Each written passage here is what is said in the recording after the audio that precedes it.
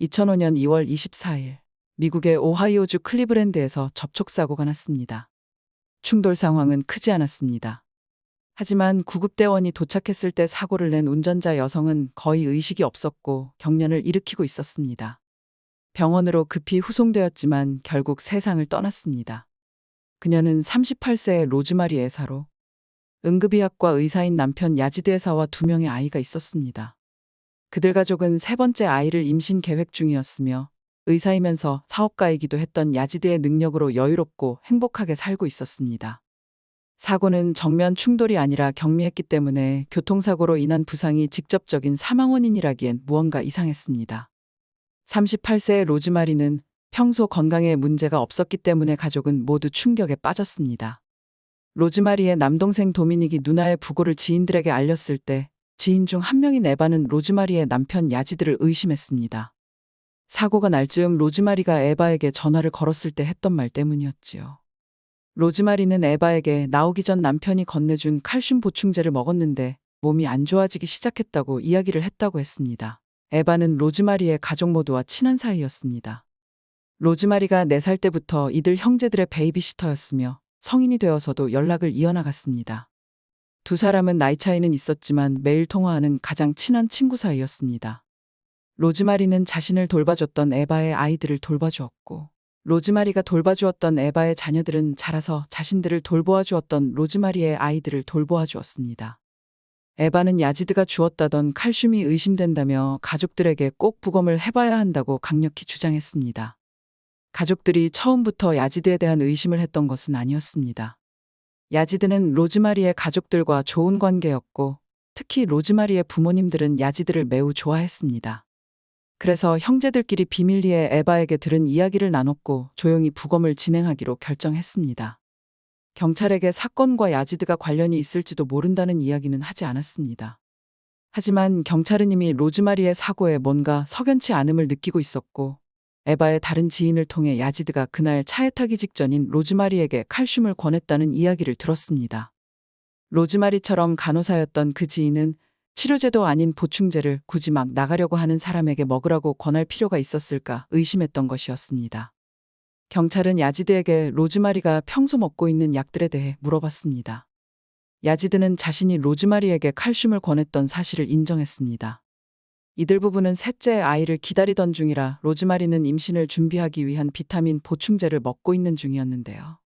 야지드는 로즈마리가 30세 중반이기 때문에 골다공증에 대비해서 칼슘 보충제를 섭취하는 게 좋을 것 같아 권했다는 것이었지요.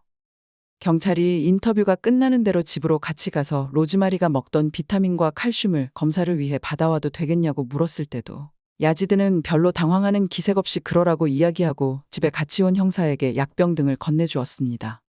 다음날 야지드는 로즈마리의 여동생에게 아이들을 부탁했습니다. 자신의 친구가 사고를 당해 가봐야 할 것 같다고요. 로즈마리의 친정가족들이 장례식 이후 아이들을 돌보는데 도와주겠다고 했을 때는 보모를 2명 구했다며 거절했었던 야지드였었는데 말이지요.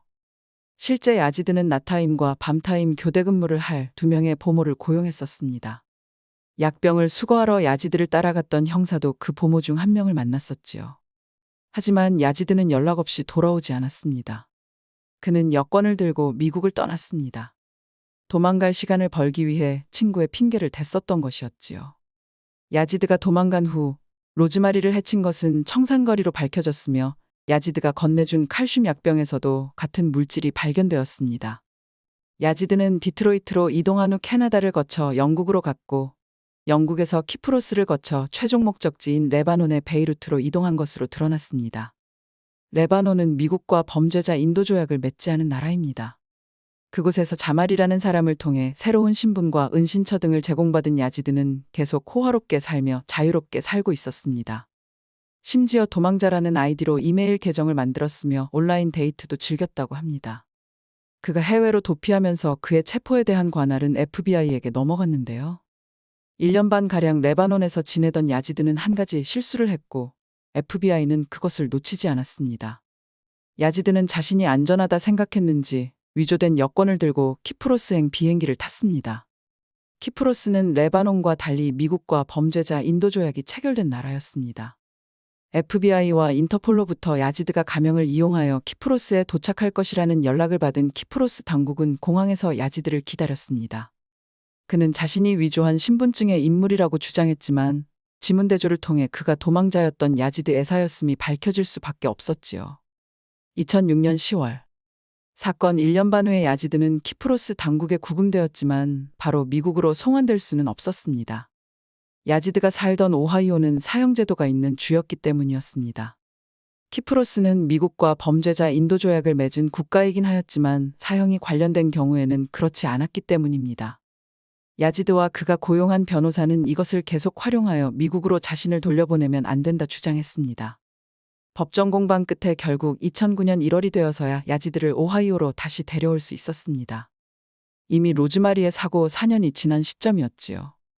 야지드는 자신의 범행을 부인했습니다. 하지만 법정에서 그의 추악한 진실이 드러났습니다. 그는 로즈마리 몰래 바람을 피고 있었습니다. 심지어 대상이 한 명도 아니었습니다. 로즈마리 사망 이후 그가 고용했던 2명의 보모는 2명 모두 로즈마리 사고 전부터 야지드와 깊은 관계에 있던 연인들이었습니다. 야지드는 2명 중 1명이 진짜 범인이라고 주장하기도 하였습니다. 로즈마리의 자리를 차지하기 위해 그녀가 벌인 짓이었다고요. 하지만 법정에선 야지드에게 불리한 증언이 많이 나왔습니다. 사고 직전에 로즈마리와 통화를 했던 에바는 차에 타기 직전 야지드가 준 칼슘 캡슐 때문에 아픈 것 같다고 로즈마리가 말했다면서 야지드에게 불리한 증언을 했습니다. 또 배심원단은 그가 은밀히 정부들을 만나기 위해 마련한 은밀한 방의 존재에 대해서도 알게 되었습니다.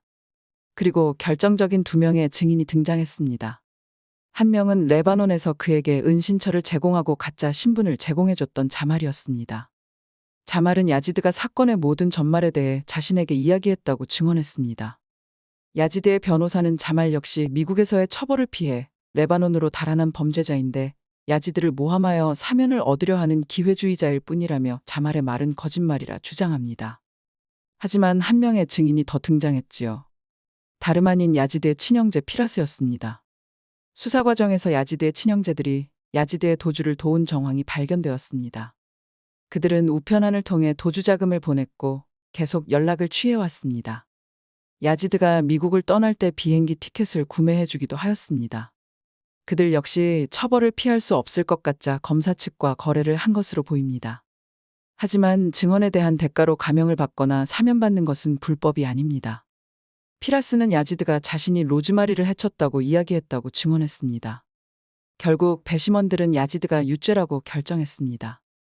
여러 증거들도 많았지만 무엇보다도 무고했다면 엄마를 잃은 지 얼마 안 된 아이 2명을 버리고 해외로 도망갔을 리가 없다는 이유가 컸다고 합니다. 2010년 3월 야지드는 로즈마리를 해친 혐의로 20년 후 가석방 자격이 주어지는 종신형을 선고받고 복역 중입니다. 이 사건은 야지드가 계획한 대로 되었다면 비극적인 사고로 마무리되었을 수 있었던 정황이 있었습니다. 만약 로즈마리가 에바에게 전화를 걸어 야지드가 차에 타기 직전 권해준 칼슘의 존재에 대해 이야기하지 않았다면, 경미한 교통사고가 아니라 쓰러지기 전 큰 사고를 내서 외상을 입었었다면, 어쩌면 사건의 진실은 지금까지 밝혀지지 않은 채 로즈마리는 비극적인 교통사고로 세상을 떠난 것으로 사건이 마무리되었을 것입니다. 자신의 자유로운 삶을 위해 2아이를 낳아 함께 키우며 결혼 생활을 함께했던 아내를 해친 악당 야지드의 직업은 아이러니하게도 위급한 상황에 처한 환자를 살리는 일을 하는 응급의학과 의사였다는 점이 더 씁쓸합니다. 무엇보다 야지드의 계획대로 교통사고로 위장하려 했던 거라면 무고한 다른 희생자들도 발생했겠지요. 남편이 이런 생각을 갖고 있는지도 모르고 셋째를 계획하고 있던 로즈마리의 명복을 빕니다.